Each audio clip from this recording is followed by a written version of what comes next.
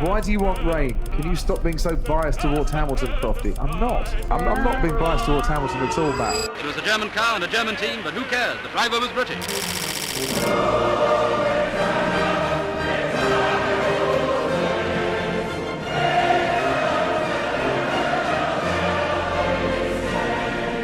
Formula One has a British bias problem that lots of people really like to talk about. So loser. And this is for many reasons. Take your pick. Inconsistencies in the FIA's rulings, preferential treatment within the teams. Let me touch it. Or what about the slop commentary Sky F1 brings us each race weekend? So do me a favor, ignore my accent and the nationality of the current championship leader, because unlike the British Empire, I intend to give you a non-biased assessment on the current state of British bias in Formula One. Now, before 7.1% of you watching try and lock me up in shackles and ship me off to a faraway land for the second time, hear me out. I am not saying that supporting a driver from your country of origin is a bad thing whatsoever. I'm guilty. You'd expect a British commentator to lean toward one of their fellow countrymen just as much as you'd expect an Italian commentator to go nuts when Ferrari does anything monumental. I mean, come on. If I tune into Schweizer Radio and Fernsehen on Sunday, you best believe these guys are talking about Sauber in every second sentence. Point being, there's nothing inherently wrong with supporting a driver who has the same passport as you do. Shocker, right? No, the issue is far deeper than this. The problem is that a single country currently has a monopoly over Formula One's governing, commentary, marketing, etc, etc, etc. And as you can probably imagine, when a single country has such influence on a sport, many people begin to realize that patriotism is not the same thing as nationalism. So, before the protector of the realm himself, His Majesty King Charles III, exiles me from the Commonwealth, I figured it'd only be appropriate to list 5 things I like about the UK. Cadbury chocolate. Chocolate! The Big Clock. Mr. Bean, Nando's, and Jeremy Clarkson. The speed! Oh, and on the topic of UK culture, here's a little English lesson before we get started. Oh, I really sucked at that. The word bias doesn't mean preference, okay? Bias is defined as the inclination or prejudice for or against one person or group, especially in a way considered to be unfair. If English isn't your strong suit though, let me explain in F1 terms. Bias would be watching Max Verstappen rightfully win the 2021 championship in Abu Dhabi, but to blindly infect comment sections with your based mindset of Lewis is an 8-time champion, #robbed in big 2025. That was 4 years ago, bro. Grow up. Speaking of dead takes, Do you think anyone out there Actually thinks that British people have a bias for British teams or drivers? I feel like people don't really have a British bias actually in person. You can't really have British bias when you live in like London. I'll tell you what I think, mate. 2 British people saying British people don't have a bias. This is like Red Bull investigating Horner themselves and determining there was no wrongdoing. All I'm getting at here is that whether you like it or not, British bias is most definitely a thing in F1. And well, that's the purpose of the video. Thanks for the hint on that one. To establish whether or not it is a serious problem. So let's get into it. Rightio. So to start things off, I will not be launching an investigation into the FIA because their rulebook isn't written in English, French, Italian, no, it is written in crayon, as more often than not, they'll dish out penalties like a magic 8-ball. What I mean by this is that when it comes to the actual governing of F1, the FIA does a questionable job, sure, but to say it's British bias, yeah, that's a reach, mate. The reason why many people jump to this conclusion is mainly due to one thing: inconsistencies in the FIA's rulings. Now, these inconsistencies have always been a thing, but have kind of gotten worse over time. I'm sure a lot of you watching remember the 2021 title fight between Max and Lewis, and throughout that season, the FIA changed sides every weekend. Don't believe me? After Lewis sent Max to the emergency room in Silverstone and was only given a 10-second time penalty for it, Rumour has it the Orange Army was planning to invade England. Next thing you know, Australia's very own Michael Massey decided that the FIA ought to ditch the Commonwealth, and then Abu Dhabi happened. You need to reinstate the lap before. That's not right. Toto, it's called a motor race, okay? We went to car racing. If you're still not following me though, don't worry, I've prepared more examples of these inconsistencies in the FIA's rulings. Earlier this year at the Canadian Grand Prix, George Russell was leading the race behind the safety car and he suddenly slammed on the brakes, which caused Verstappen to briefly overtake him. No biggie, right? Well, Russell went on to win the race and Red Bull protested his victory, basically saying, "Give Woody a penalty, hugs and kisses, love Christian." Well, spoiler alert, Russell didn't get a penalty. That was that. Anyway, fast forward 3 weeks to the British Grand Prix and something very similar happened. Little incident at the end, but that's okay. Piastri was leading the race behind the safety car and he suddenly slammed on the brakes, causing Verstappen to briefly overtake him. Only this time a 10-second time penalty was dished out. Okay, so let's look at this at a surface level. British driver brakes equals no penalty. Australian driver brakes equals penalty. Not a good look, right? Well, see, that's exactly the problem. No shit, it doesn't look good at a surface level. But this might shock some of the more vocal F1 fans, so brace yourselves. But it's actually the FIA's job to judge things beyond the surface level. In Canada, Russell applied 30 psi to his brakes under dry conditions. In Britain, Piastri applied 60 psi to his brakes on a wet track with horrible visibility, causing some drivers to veer off the circuit to avoid crashing. Don't get me wrong, I'm all for taking the championship down under, but I'm not going to blindly defend Oscar when the penalty he got wasn't that unfair. I'm going to leave it here though. You get the idea. In some instances, the FIA may or may not be guilty of dishing out their penalties in a roulette wheel sort of way, but for the most part, they're doing the best that they can. And yeah, I know there's an argument to be made that penalty consistency is virtually impossible in Formula 1, as no two incidents are the same. I get that, but I'm not opening that can of worms in this video. I'm purely using this consistency issue to undermine the British bias argument for the FIA's distribution of penalties. Moving along, if you identify as a proud Englishman, viewer discretion is advised for this next section. Whilst the FIA's penalties aren't engineered to favour Brits, the British media is a completely different story. Look, I'm not one of Max's biggest fans, to be honest. I'm one of these people. Yeah, no, I think he's massively overrated.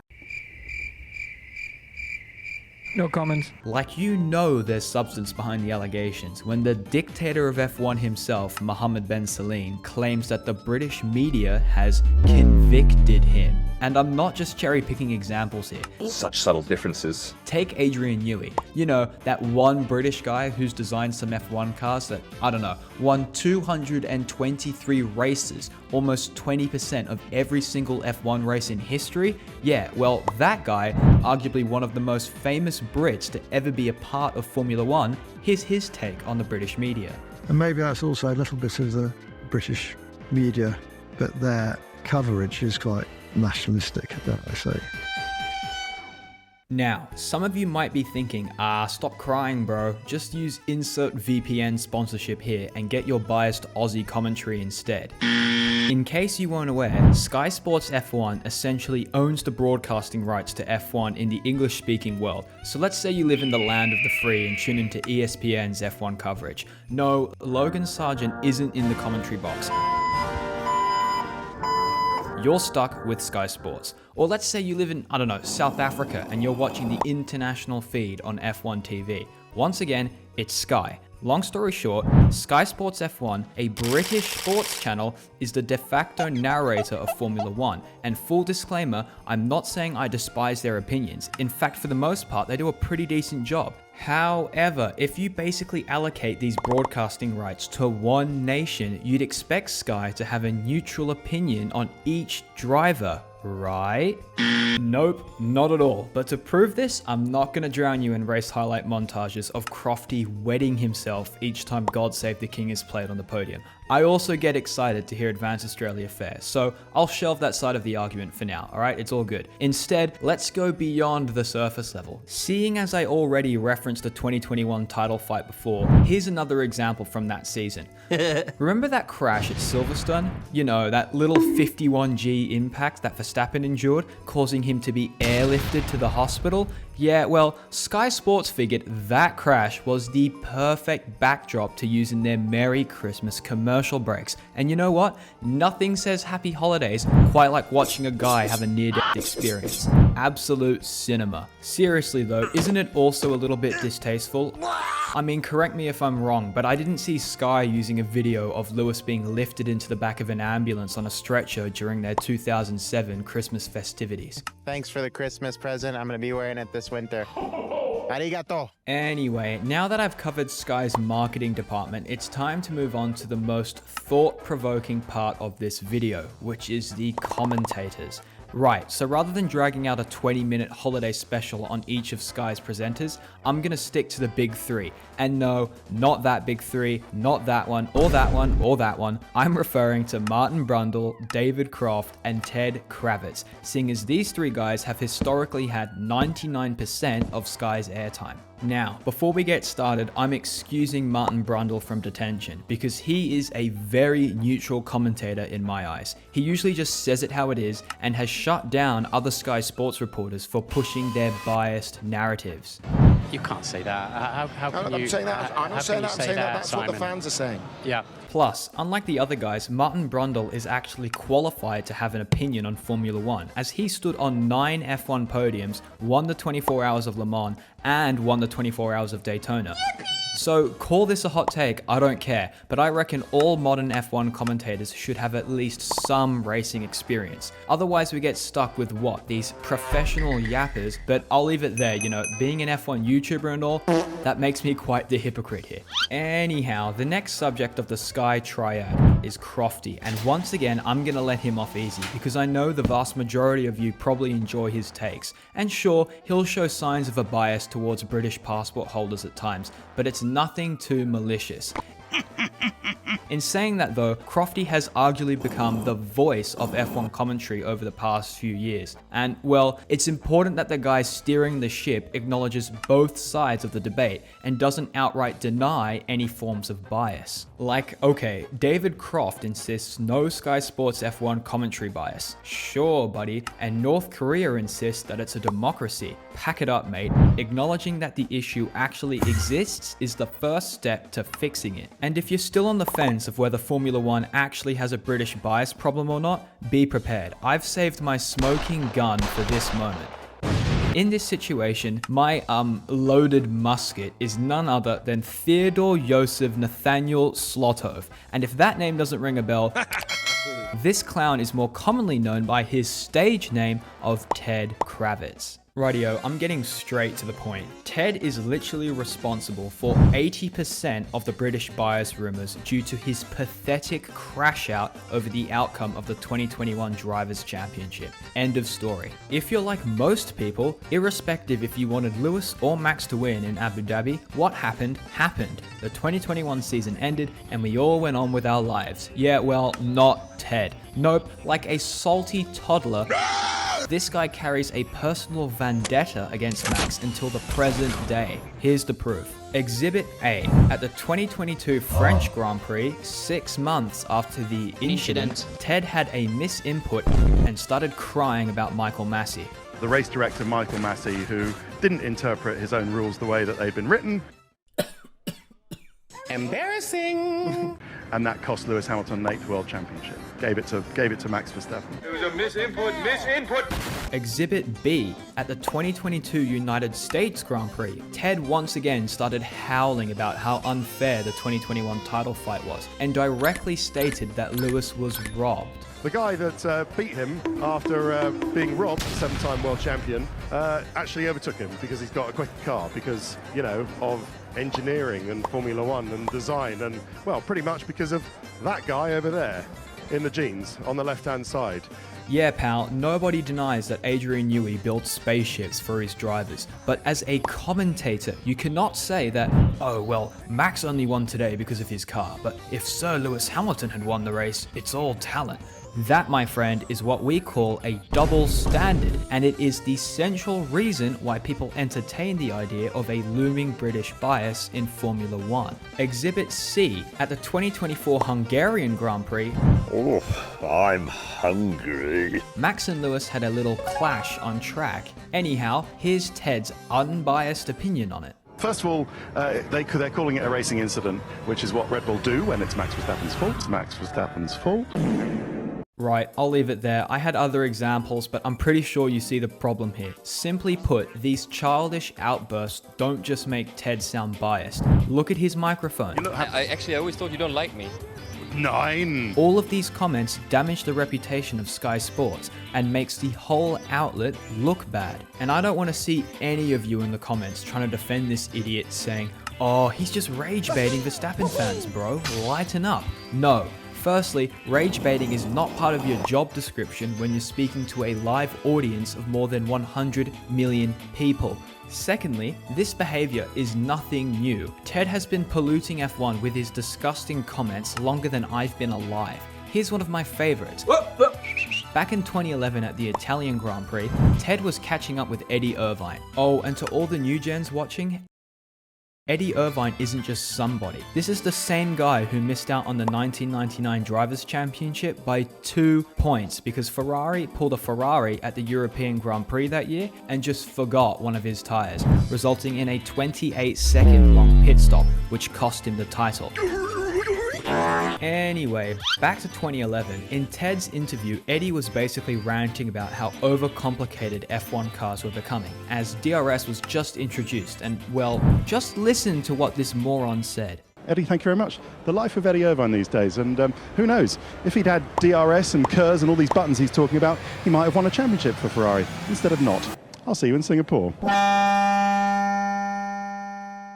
Excuse me? I mean, come on. At least have the decency to say that to his face and not behind his back. You are not him, bro. You've never raced an F1 car. You never will compete in any form of motorsport. And you look like Mr. Potato Head. Know your place, mate. Start acting your age. Right, I'll stop baking the potato. All I'm trying to say is that if you ask me, Formula 1's British bias problem is more of a Sky Sports monopoly problem because at the end of the day, the guys holding the mics are the ones who control the narrative. Plus, in all fairness to Sky, other British media channels are also doing their part. I'm sure you all remember the 2024 Brazilian Grand Prix, in which Max Verstappen had his greatest drive to date, climbing from P17 to P1. Point being, 2 British drivers started that race on the front row, but then the podium consisted of 2 Frenchmen and a goat. That result seemed to upset the British media, seeing as they all left prior to the post-race conference. I don't see any British press. They had to run to the airport. Not a good look, right? Okay, I'll stop being a D1 hater. As I said earlier, this video's purpose isn't for me just to take a dig at British commentators. Sure, I can't say that I'd want to have a beer with half of them. It's too English. But there is always exceptions. I mean, take James Hunt's commentary. People loved his takes, largely because they were neutral and honest. And all I can say to that is bullshit. So anyway, see what I mean? British commentators aren't actually that bad. Excellent argument. Approved. The reason why people claim there's a bias altogether is more or less due to the actions of certain people. As British television, so let's see what happens here. But I've ranted about Ted enough today. Instead, I'll let Kimi Räikkönen close the case. There's nothing we don't know about you now. There's a lot that you don't know. That's for sure. Alrighty, that's that. Whilst I don't think that British bias actually impacts the Formula 1 Championship, I am not denying its existence. However, I reckon it's fair enough to say that the bias is almost entirely in the form of the media. On that note, if you were expecting this video to be some delusional Australian having a fit about the recent papaya rules fiasco, I am sorry to disappoint. Don't worry though, seeing as the McLaren Civil War is about to get underway, I'll save it for another video. If you enjoyed, consider supporting me on Patreon by becoming a loyal diner at the F1 Waffle House, just like these happy customers. Be sure to like, subscribe, and check out the F1 Yapathon Discord as well. Cheers.